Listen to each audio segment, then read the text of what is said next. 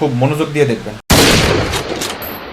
চুল দেখছে, পরে একটা ট্রানজিশন দিল, গ্যাচাং করে বিশাল কিছু হয়ে গেল। হ্যাঁ হ্যাঁ ঠিক আছে, মানে বিশাল একটা কিছু। আচ্ছা, এবার আমি একটু চুল চেরা বিশ্লেষণ করার চেষ্টা করছি। চুলের আগে আর চুলের পরের ক্লিপটা দেখেন। আচ্ছা, মানে পার্থক্য বুঝলাম না যে সে কি কাটলো আর যে সে ভাবটা দিল মনে হচ্ছে বিল গেটস এর বগলে চুল কাটে বুঝি। তাকাচ্ছি কিভাবে, ওরে বাবা, মানে এটা কি টাইগার নাকি অন্য কিছু? আবার লাস্টে কি হলো, পারমাণবিক বিস্ফোরণ ঘটালো 2 হাত দিয়ে।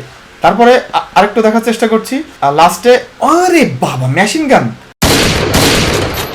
তার মানে আমি সামনে এক সেলিব্রিটিকে বসাইছি, আমি বিশাল বয়কল্লা হয়ে গেছি। তার চুল কাটতে যে সময় লাগছে তার চেয়ে এই ভিডিও বা ভাবভঙ্গি দিতে মনে হয় তার চেয়ে 3 গুণ সময় লাগছে। আরে শোন, আমাদের এই গ্রামে 30 টাকা দিয়ে চুল কাটে না, কাঠের চেয়ারে বসায়, যেখানে বসলে পাছা ব্যথা করে। ওরাও সম্ভবত তোর চেয়ে ভালো স্টাইল করতে পারে, আর তোমার যত বেটার যোগ্যতার চাইতে ভাবভঙ্গি বেশি।